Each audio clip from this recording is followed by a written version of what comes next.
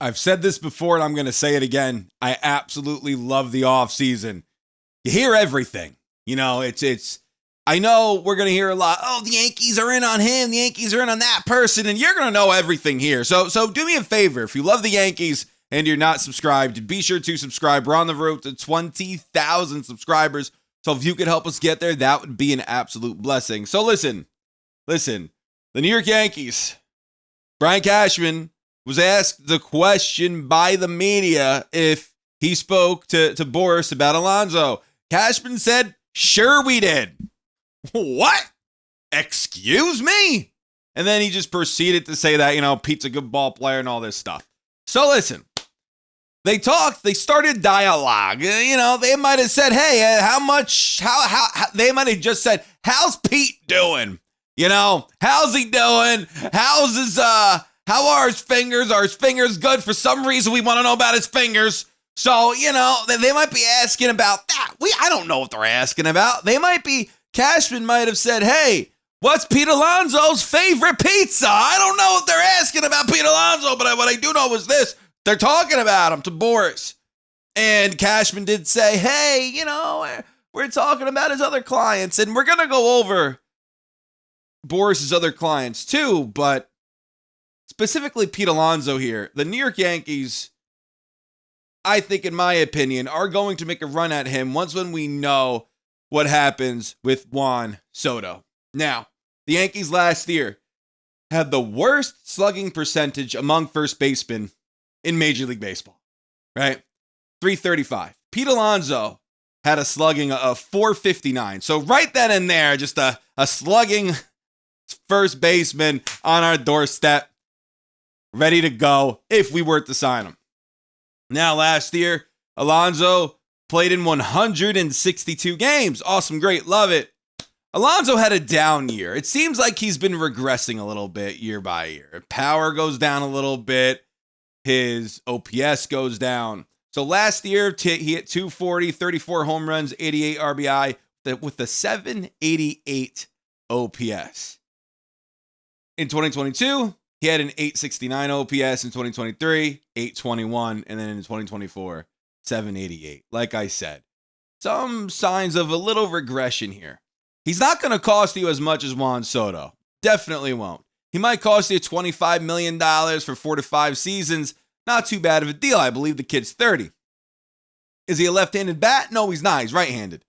But he does give you that thump. He does give you that slug that you need from the first base position. He's not an awful first baseman by any stretch. And also, he performs in the postseason. He performed last year for the Mets in the postseason, so that's a big positive there. I like Pete. I do. I don't think the Yankees are going to sign him if they bring back Juan Soto. I really don't. That's a fallback option. Pete Alonso also has a qualifying offer, to my understanding. So Juan Soto has a qualifying offer. Pete Alonso has a qualifying offer. Yeah, if you're going to sign a player that's attached to a qualifying offer that's not your own, you're going to have to give up some type of compensation for that player, international bonus money, draft picks, whatever. So the New York Yankees have a qualifying offer attached to Juan Soto. If Juan Soto signs elsewhere and the New York Yankees sign Pete Alonso, I think it's like a wash. So the Yankees lose a little something because of signing Alonso, but then they get something because Soto left. So that's what I think. I think, in my opinion, if Juan Soto goes, that's when we'll get Pete Alonso. Now, Pete Alonso's no Juan Soto. We know this. I know this. But first base is a position of need. He's played in New York. He showed he could play in New York. And I wouldn't be against signing him. But like I said, it's no Juan Soto, and I think it's a fallback option just in case the Yankees don't retain Juan Soto. So who are the other Boris clients that Cashman could have talked to Boris about? Because Cashman did say, hey, we also talked about other Boris clients with Boris. So, okay, great. Cash, well, who are they? Corbin Burns. Okay, Yankees are not signing him. He's expected to get north of $200 million. Yankees aren't signing him, but he is a Boris client. Alex Bregman, Boris client. Blake Snell, Boris client. Juan Soto, the most popular of the Boris clients, the top of the food chain of the Boris clients, is in fact a Boris client. I can't see them signing Burns, as I said. I wouldn't mind Bregman, to be completely honest. I wouldn't mind him. Don't think it's going to happen. I don't think Cashman would do it.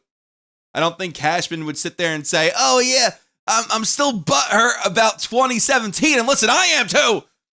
But I'm still upset about 2017. I'm going to go sign a guy who was a key part in that team. I don't think that's happening. I don't think so. It could. I don't think so. And then Blake Snell. Start this friggin' train up again. Choo-choo! Start the thing up again, Blake Snell. We talked about Blake Snell so much last year. There was that rumored deal. 5 years, $150 million that the Yankees offered to Blake Snell. And, you know, when Blake Snell was on a podcast last year and he talked about it, and Blake Snell said, hey, the Yankees never offered me that kind of deal. And it sounded like that Snell would have friggin' taken it. So would the Yankees even go down that road again? He's buddies with Aaron Judge, so there is that. And Snell pitches, he gives you 6 strong innings, but then after that, he teeters off. He doesn't really, he loses gas. I like Snell a lot. I'm a big Snell guy. If we could go and get Snell, if it's possible, let's go and do it. I don't think that's possible either. I don't think Snell's possible. I don't think Burns is possible. Bregman, probably not. Then there's Pete Alonso outside of Juan Soto. I want Soto. That's who I want the Yankees to go and get. That's who I want the Yankees to go and bring back. You bring back Soto, sign a reliever.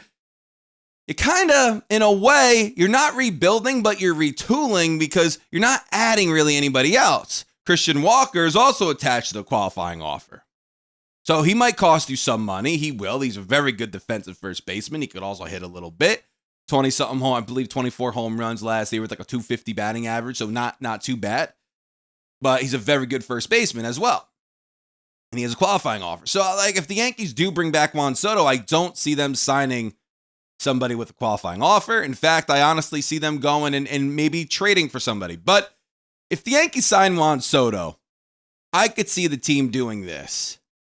Okay, you may not like this, but everybody's saying, oh, let's rebuild from within. Let's do it from within. Juan Soto's 26 years old. He's basically the perfect player to friggin' build around for your future.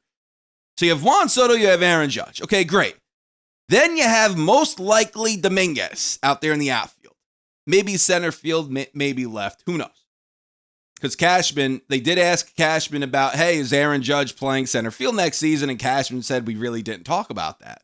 We haven't talked about that yet with Aaron Judge. So that's interesting too. So let's say Dominguez is out there, young outfielder, Judge, Soto. Okay, great. What does your infield look like? Anthony Volpe at short, Chisholm. It sounds like that Brian Cashman is very much open to moving Chisholm back to his best position in second base. I would love that. That makes a lot of sense. And then on the corners, what do you do there? Well, you have a guy like Caleb Durbin over there who could play third base. You have Peraza who could play anywhere in the infield. A tremendous defensive player. So I could see Durbin and Peraza and Oswaldo Cabrera fight for a spot for third base to see who could be the everyday third baseman or maybe a platoon, who knows. And then first base, TJ Rumfield. No one's really talking about him. He hit like 292 last year down there in Scranton, over an 800 OPS, 15 home runs, left-handed bat, 6'5", 225.